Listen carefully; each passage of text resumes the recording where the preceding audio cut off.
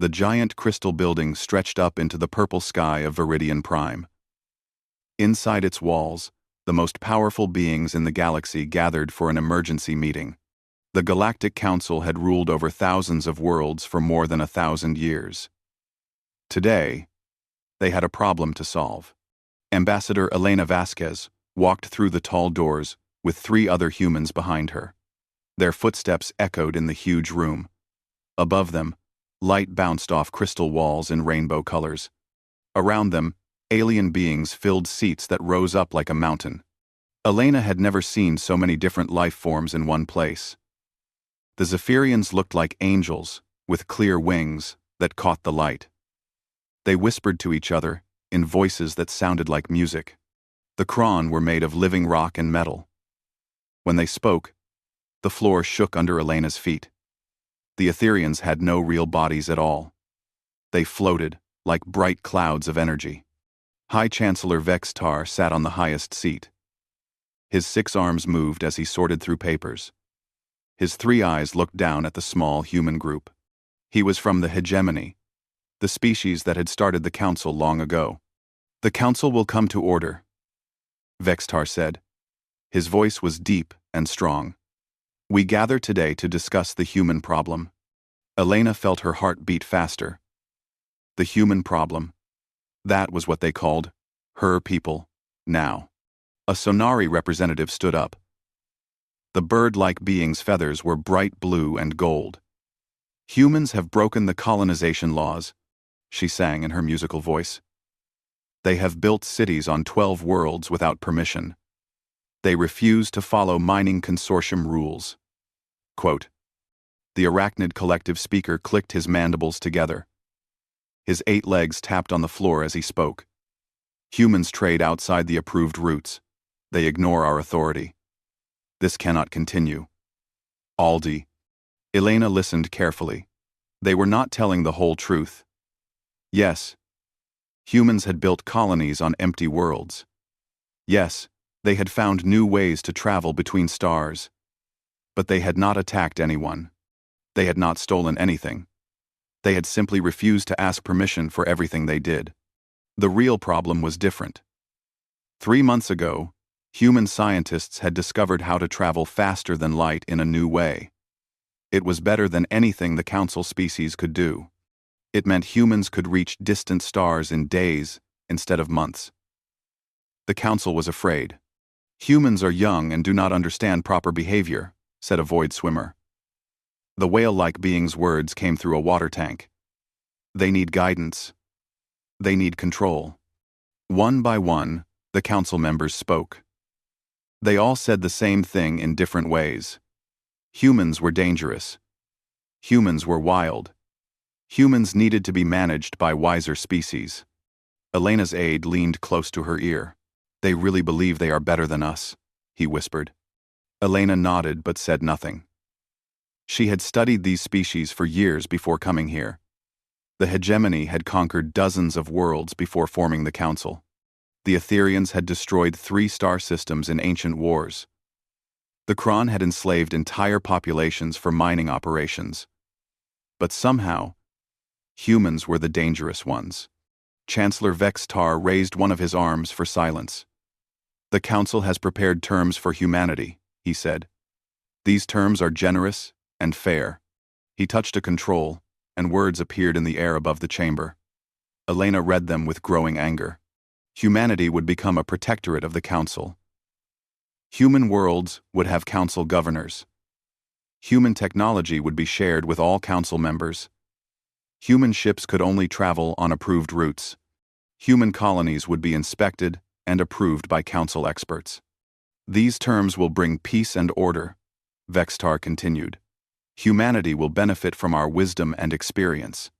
The chamber filled with sounds that Elena's translator said were laughter. The sonari trilled like birds. The arachnids clicked rapidly.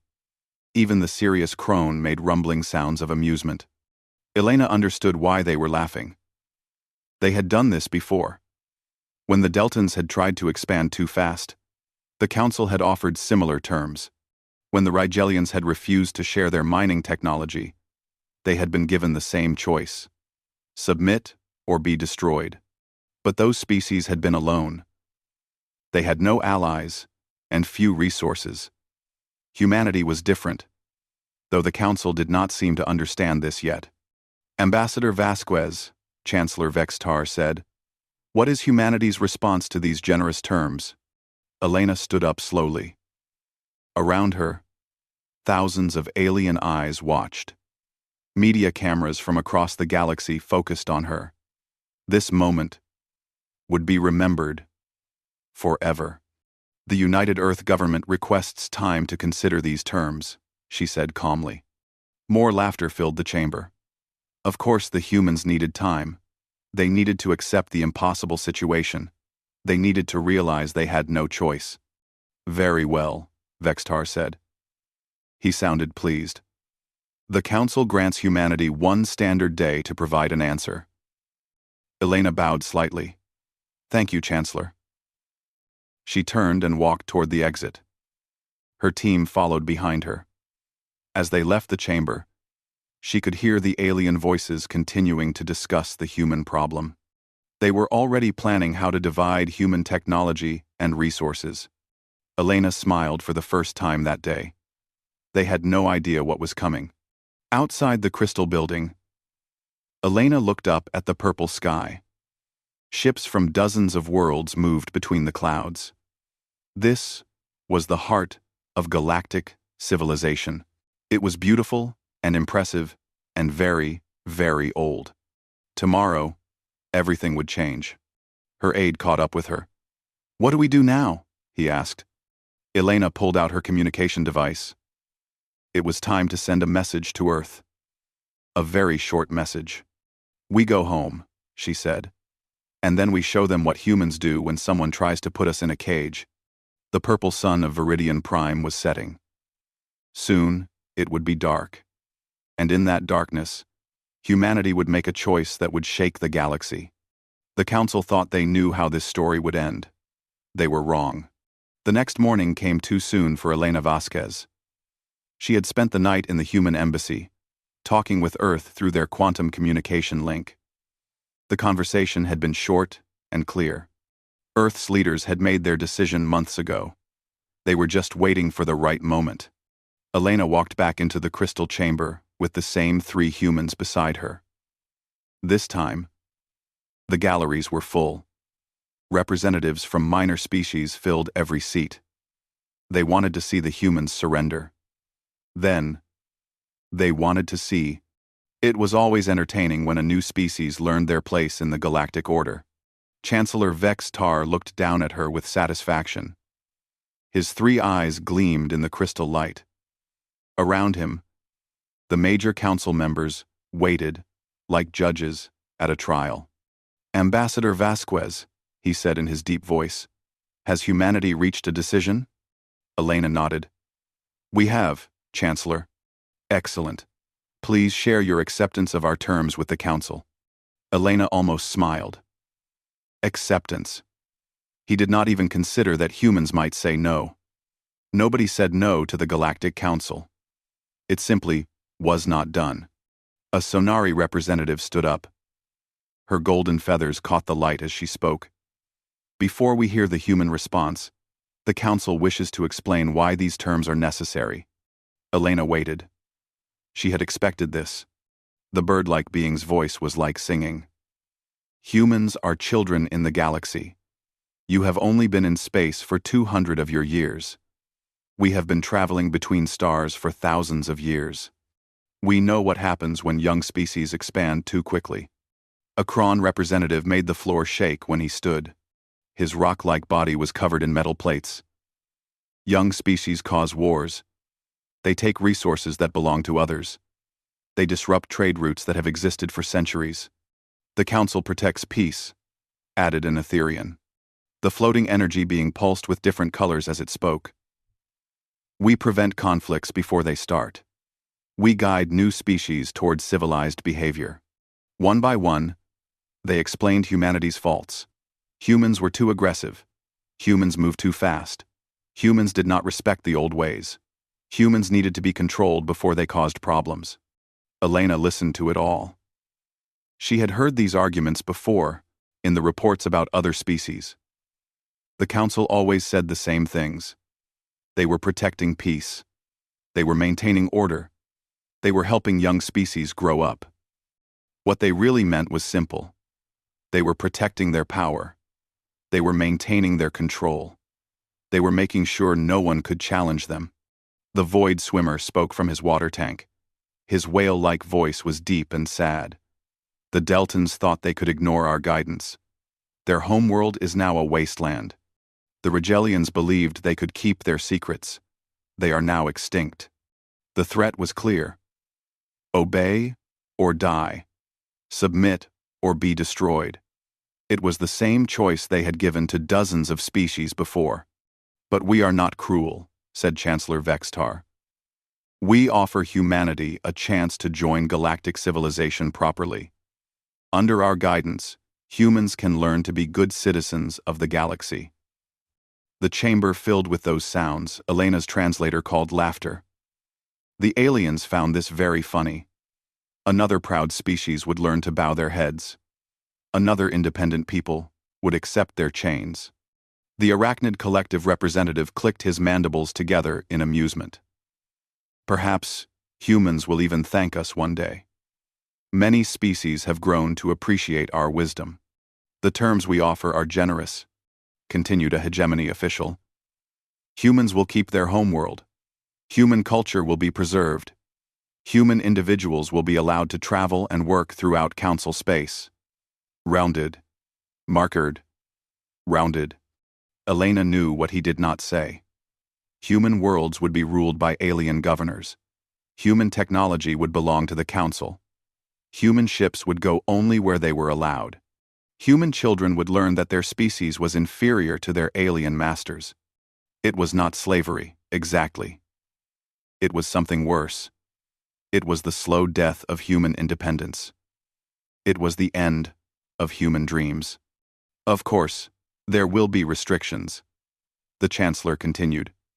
Humans will no longer be allowed to colonize new worlds without permission. Human military forces will be limited to internal security. Human technology development will be supervised by council experts. More laughter filled the chamber.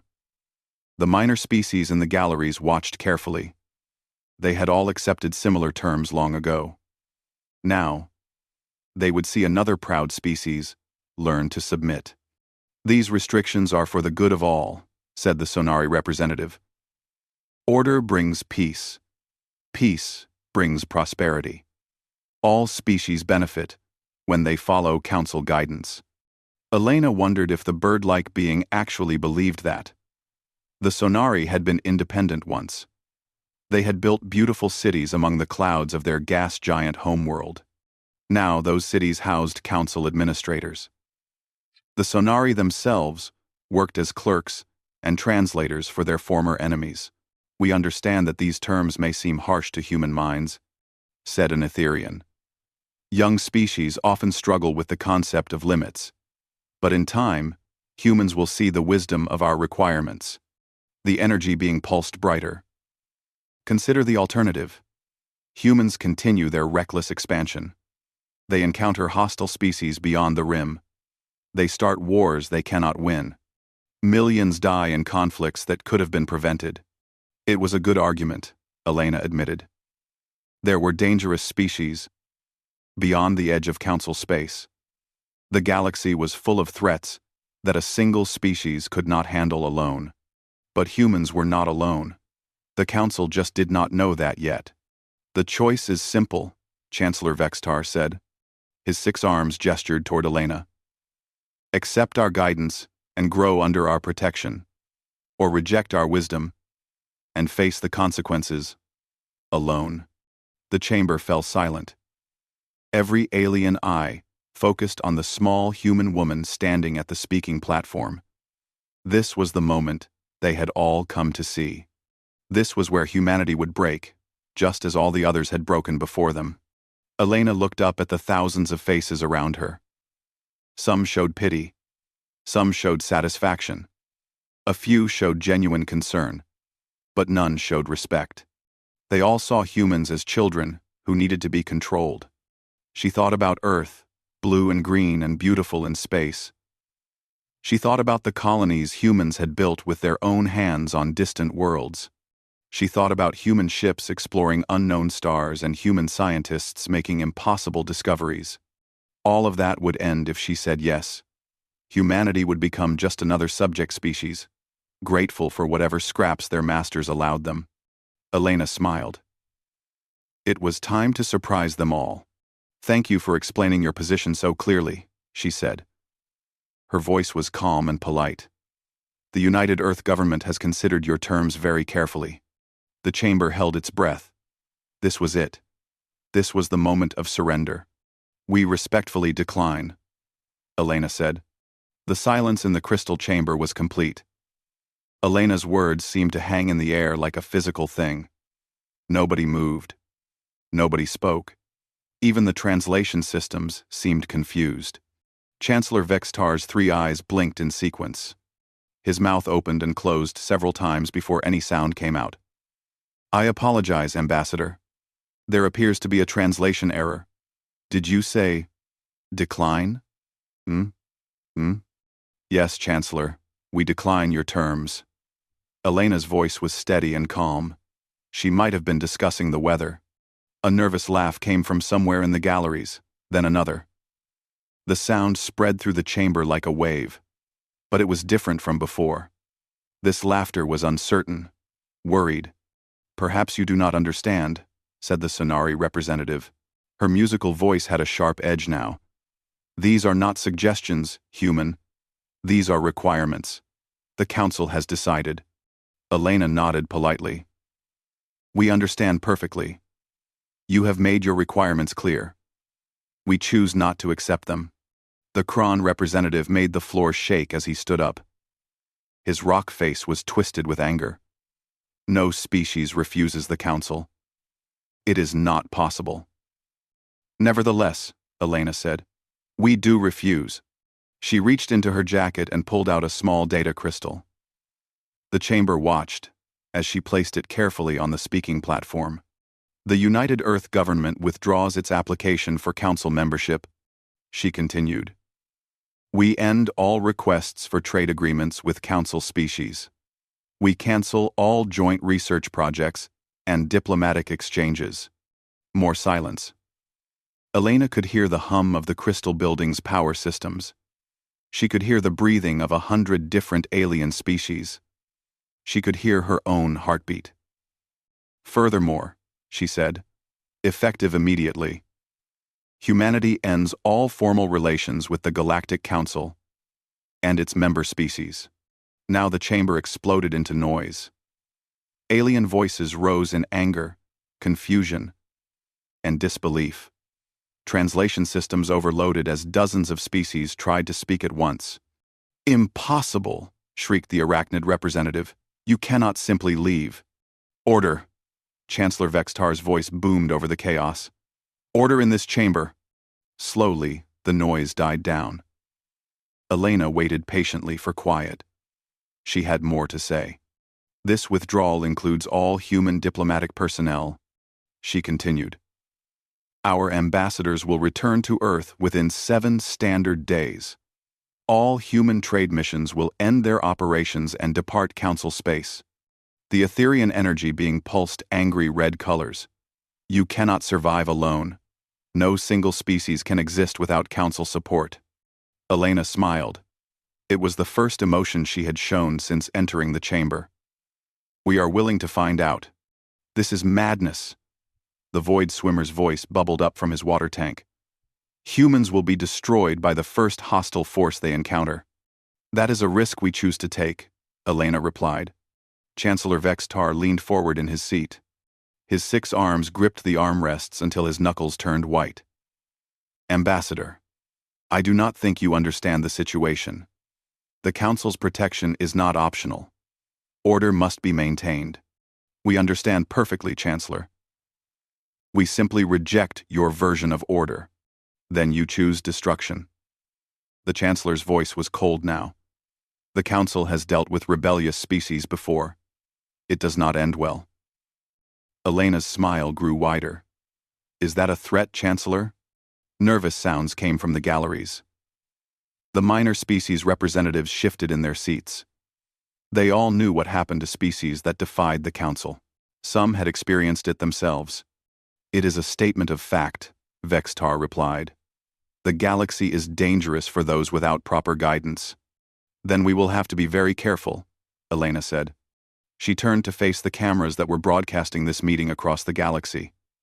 Billions of beings on thousands of worlds were watching. This moment would be remembered forever. To the people of the galaxy, she said, humanity wishes you peace and prosperity. We hope that someday we might meet again as equals, rather than as masters and subjects. She picked up the data crystal and put it back in her jacket. The crystal contains all the details of our withdrawal. Our ships will begin departing Council space within the hour. Elena turned toward the exit. Her 3 companions fell in behind her. They had practiced this moment many times. Wait. The Sonari representative's voice cracked with strain. You cannot just walk away. What about your colonies? What about your trade routes? What about the investments Council species have made in human worlds? Elena paused at the chamber entrance. She looked back over her shoulder. Our colonies will remain human. Our trade routes will serve human interests. As for Council investments in human worlds, she shrugged. You are welcome to try to collect them. More chaos erupted in the chamber. Alien voices rose in anger and disbelief. Some species had spent fortunes building facilities on human worlds. Others had signed contracts that would be worth billions of credits. Elena walked through the tall doors without looking back. Her team followed in perfect silence. Behind them, the most powerful beings in the galaxy shouted and argued like children who had lost a toy. Outside the crystal building, Elena looked up at the purple sky one last time. Human ships were already launching from the orbital stations. Transport vessels carried diplomats and trade representatives back toward Earth. Warships moved into protective formations. Her aide caught up with her as they reached their shuttle. Ma'am, are we really going to do this? Are we actually leaving? Elena nodded. We are going home, Lieutenant. But what about the consequences? The Council will not just let us go. Elena looked back at the crystal building. Through the transparent walls, she could see the chaos continuing in the chamber. Alien species that had ruled the galaxy for 1,000 years were discovering that their authority had limits. Let me tell you something about consequences, she said. The Council thinks they hold all the cards. They think they control all the resources, all the technology, all the power. They think we need them more than they need us. She smiled again.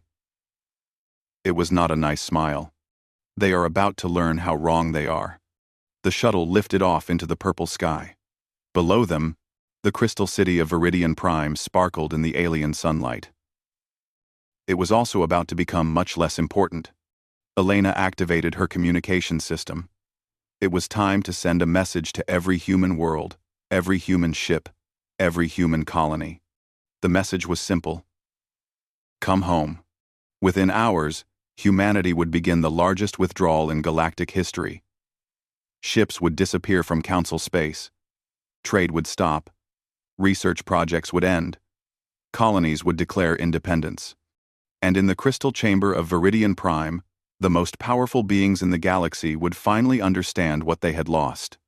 They had thought human submission was inevitable. They had thought human resources were theirs to claim. They had thought human independence was impossible. They had been wrong about everything. The shuttle jumped to hyperspace, carrying its human passengers away from the heart of galactic civilization. Behind them, the Council faced their first real crisis in 1,000 years. The age of human submission was over. The age of human independence had begun, and the galaxy would never be the same. 3 months had passed since humanity walked out of the crystal chamber on Viridian Prime. At first, the Council had waited for the humans to come back. They always came back. Fear, economics, or simple survival would force them to return with apologies and acceptance. But the humans did not come back. Chancellor Vextar stood in his private office, looking out at the city below. The crystal spires still reached toward the purple sky. Ships still moved between the orbital stations. Everything looked normal. Everything was not normal. The economic reports, Chancellor. His aide placed a data tablet on the massive desk. The aide was a Deltans, one of the species that had submitted to Council authority decades ago. His gray skin was paler than usual. Vextar picked up the tablet and read. The numbers were worse than he had expected. Human trade had represented 30% of galactic commerce. Medical supplies from human pharmaceutical companies had kept 3 different species alive. Rare earth minerals from human mining operations had powered half the galaxy's technology. All of that was gone. The Etherian colonies are requesting emergency medical shipments, the aide reported. They relied on human-made medicines for their energy stabilization treatments. What about the Kron industrial complexes? Shutting down. The humans provided 70% of their raw materials. No other species can match their mining efficiency. Vextar set down the tablet. Temporary problems. We will find new suppliers. The aide hesitated. Sir, there is more. The humans have established what they call the Free Worlds Alliance. 17 minor species have withdrawn from the Council to join them. This was worse news. The Council's power came from the absolute loyalty of hundreds of member species. If that loyalty started to crack, everything could collapse. Which species? Vextar demanded. The Deltans were the first. The aide's voice was quiet. They said they were tired of being second-class citizens in their own galaxy.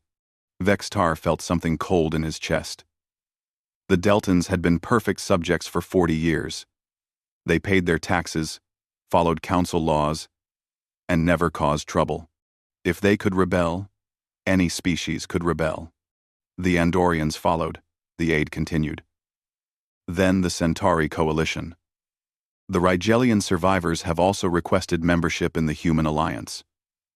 Survivors? Vextar had forgotten about the Rigelians. They had been wiped out decades ago for refusing to share their technology. It seems some Rigelians escaped the destruction of their homeworld. They have been hiding in the Outer Rim. The humans found them and offered them sanctuary. Vextar's 3 eyes widened. If word spread that the Rigelians still existed, if other species learned that the Council had lied about their extinction, it could cause a revolution. What are the humans offering these species?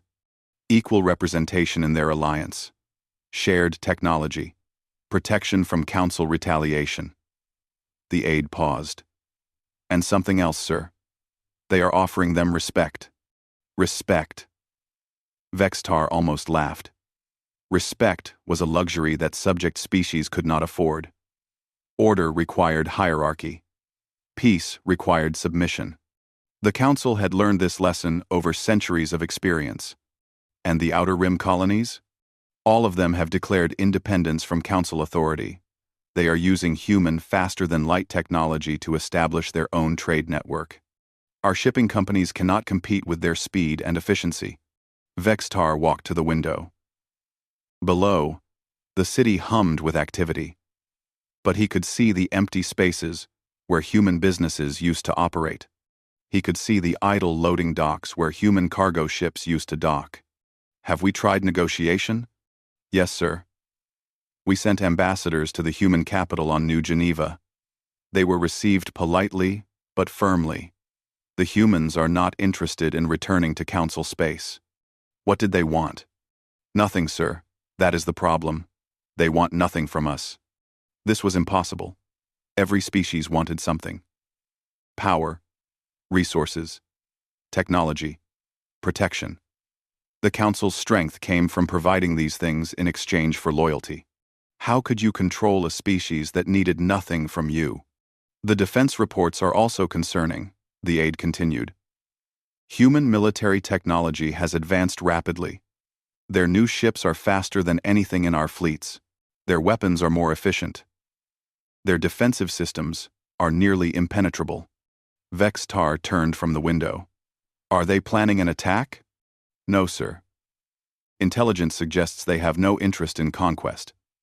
They seem focused on exploration and expansion beyond the galactic rim. This made no sense. Advanced species always sought to dominate weaker ones. It was the natural order of things. Yet the humans were using their superior technology to explore empty space instead of conquering populated worlds. What about the other council species? Are they concerned about the human withdrawal? The aide hesitated again. Some are beginning to question council policies, sir. The Sonari have requested a review of trade regulations. The Void Swimmers are asking about reduced council oversight of their colonies. Vex-Tar felt the cold sensation spread through his body. The council's authority was built on the assumption that no alternative existed. The humans had created an alternative. Worse, they had made it attractive to other species. And the minor species? They are watching carefully, sir. If the human alliance continues to succeed, if their member species prosper outside council control, others may follow. A communication alert chimed on Vex-Tar's desk. He activated the holographic display. The face of Admiral Corrin, the hegemony's military commander, appeared. Chancellor, we have a situation. Report, Admiral. 3 more systems have declared independence. They are requesting human protection from council retaliation. Human warships are already moving to escort their civilian populations to Alliance territory. Vex-Tar felt his legs weaken. He sat down heavily in his chair. How many systems have we lost total? 1. 26, sir, all of them in the outer rim. But the trend is spreading inward toward core systems. What do our military advisors recommend? Some suggest a show of force. A quick strike to demonstrate that independence has consequences. Admiral Corrin paused. Others point out that human military technology now surpasses our own. A conflict could result in significant council losses. The truth was becoming clear. For the first time in 1,000 years, the Galactic Council faced an enemy they could not simply overwhelm. The humans had superior technology, willing allies, and most dangerous of all, they had proven that council authority was not absolute. Admiral, what is your professional assessment of our situation? Honestly, Chancellor, we are losing control. The humans have shown other species that independence is possible. They have offered those species something we never could. Genuine equality. If this continues, the Council may face complete collapse within 5 years. Vex-Tar closed his eyes. 1,000 years of galactic order was crumbling. The careful balance of power that had prevented major wars was breaking down. The empire his ancestors had built was dying. Sir? The aide's voice was hesitant. There is one more thing. The humans have sent a message.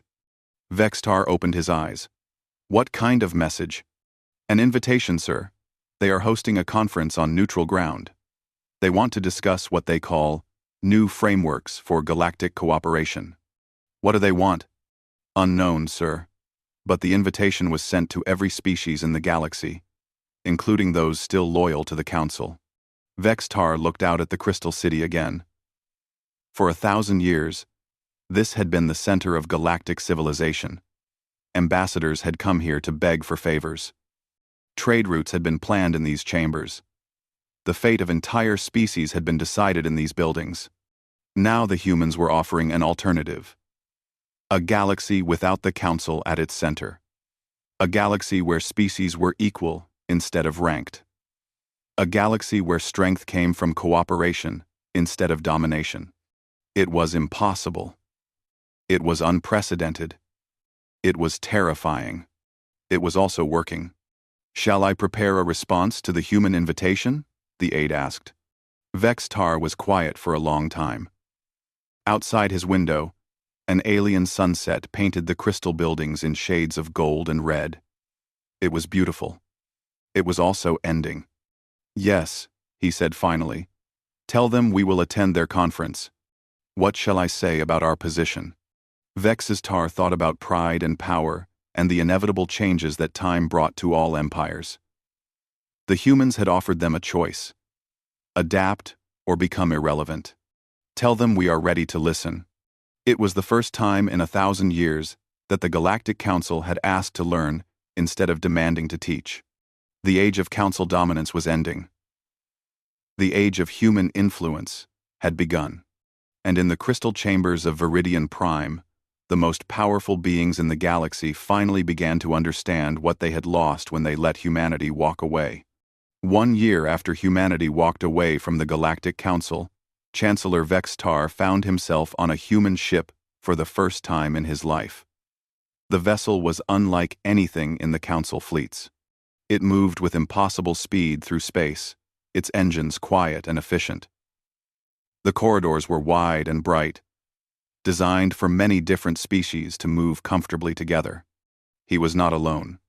Ambassadors from the 12 major council species sat in the ship's conference room, all looking as uncomfortable as he felt. They were traveling to New Geneva, the capital world of the Free Worlds Alliance. They were going to beg. None of them would use that word, of course. They called it negotiation, diplomatic outreach, exploring new opportunities for cooperation. But Vex Tar knew the truth. The council was dying, and only the humans could save it. Through the ship's windows, he could see the New Geneva system approaching. 3 planets orbited a yellow sun, all of them green and blue with life. Massive space stations floated between the worlds, their designs mixing human engineering with the aesthetics of dozens of other species. Impressive, said the Etherean ambassador, the energy being pulsed with colors that indicated grudging respect. I did not expect such rapid development. Humans work fast when they are motivated, replied the Kron representative. The rock being's voice held no humor. Ships from many different species moved through the system. Vex Tar recognized Delton's vessels, Andorian explorers, Centauri traders. All of them flew alongside human ships as equals. There were no council inspection stations, no regulation checkpoints, no signs of the careful control that had maintained order for 1,000 years. Yet everything seemed to function perfectly. The human captain's voice came over the communication system. Honored guests, we will be docking at New Geneva Station in 15 minutes. Ambassador Vasquez is waiting to greet you. Elena Vasquez. The woman who had spoken 3 words that changed the galaxy. We respectfully decline. Vex Tar wondered what she would say to them today. The docking process was smooth and efficient. Human engineers had clearly learned much from studying council technology, then improved upon it. As they walked through the station's corridors, Vex Tar noticed the subtle differences from council stations. No guards watched every doorway. No surveillance systems tracked every movement. No signs reminded visitors of their place in the hierarchy. People moved freely, spoke openly, and treated each other with easy familiarity. It should have been chaos. Instead, it was the most peaceful space station Vex Tar had ever visited. Ambassador Vasquez waited for them in a conference room that overlooked the planet below. She looked exactly the same as she had in the crystal chamber a year ago, but her confidence had grown. She moved like someone who no longer had to ask permission for anything. Chancellor Vex Tar, she said, rising from her chair. Honored ambassadors, welcome to New Geneva. I hope your journey was comfortable. It was, Vex Tar replied carefully. Your ships are very advanced. Thank you. We have learned much from our new friends. She gestured toward chairs around a circular table. Please, sit. We have much to discuss. The council ambassadors took their seats. Vex Tar noticed that the table had no head position. Every chair was equal. It was a small thing, but it spoke volumes about human thinking. Before we begin, Elena continued, I want you to know that you are welcome here, as honored guests. Whatever our differences in the past, you represent ancient and proud civilizations. We respect that. Respect again. the word that the council had never learned to value properly. "We appreciate your hospitality," said the Sonari ambassador. Her musical voice was more subdued than usual. "We come seeking to understand your new alliance." Elena nodded. "Of course." "How does it work?" The void swimmer's question bubbled up from his mobile water tank. "How do you maintain order without central authority?" "We maintain order through cooperation rather than control," Elena replied. "Each species keeps its independence while working together for mutual benefit." "Impossible," said the arachnid representative, clicking his mandibles. "Someone must be in charge. Someone must make the hard decisions." Elena smiled. "Why?" The question hung in the air. It was so simple, yet none of the council ambassadors could answer it immediately. For 1,000 years, they had assumed that hierarchy was necessary. They had never considered alternatives. "Because conflict is inevitable," Vextar said finally. "Species have different needs, different goals. Without authority to resolve disputes, there would be war." Creasy said. "Vextar." Vexy said. "You are right that conflict happens," Elena agreed. "But war is not the only way to resolve disputes. We prefer negotiation, compromise, and creative problem-solving. And, if negotiation fails, then we accept that some problems cannot be solved immediately. We agree to disagree and try again later, when circumstances change or new ideas emerge." The Etherian ambassador pulsed confused colors. "But what about criminals? What about species that break agreements? What about threats to galactic peace?" "We deal with them together," Elena said simply. When the Saurian collective tried to raid Delton's colonies, 17 Alliance species responded. The raiders faced overwhelming opposition and quickly decided that easier targets existed elsewhere. "You used military force?" "We used the threat of military force. Sometimes that is necessary. But we used it to protect our friends, not to dominate them." Vextar was beginning to understand. The humans had built something new, something that did not fit the old patterns of galactic politics. Instead of ruling through fear, they ruled through friendship. Instead of demanding submission, they offered partnership. It should not have worked. Yet the evidence was all around them. The alliance was growing stronger, while the council grew weaker. "What do you want from us?" he asked bluntly. Elena leaned back in her chair. "Nothing." "Nothing?" "We want nothing from the council," she confirmed. "We have everything we need. Our alliance provides resources, technology, trade partners, and mutual defense. We are completely self-sufficient." The words hit Vextar like physical blows. For 1,000 years, the Council's power had come from being needed. They controlled trade routes, regulated technology, provided security. If the humans needed nothing, what leverage did the Council have? "But you invited us here," said the Sonari ambassador. "Yes, because while we want nothing from you, we thought you might want something from us." Elena activated a holographic display. It showed the current galactic political map. Council space had shrunk dramatically. Nearly half the galaxy now belonged to the Free Worlds Alliance, or independent systems under human protection. "Your empire is collapsing," Elena said matter-of-factly. "Species are leaving the Council faster than ever before. Your military cannot project power beyond your core systems. Your authority exists only where other options do not." She was right. And they all knew it. The Council was dying. "We could destroy you," said the Kron ambassador angrily. Elena nodded. "You could try. Some of our analysts think you might succeed, though it would cost you dearly. But what would that accomplish? Destroying us will not bring back your lost members. It will not restore your economy. It will not rebuild your authority. It would send a message," the arachnid representative said. "Yes, It would tell the galaxy that the Council responds to challenges with violence. It would prove that you see other species as enemies to be destroyed rather than potential friends to work with. Elena paused. Is that really the message you want to send? Vextar thought about his ancestors, who had built the Council through conquest and fear. They had been strong, but their strength had created enemies. Now those enemies were offering friendship instead of demanding revenge. What do you propose? He asked quietly. Elena smiled. A new beginning.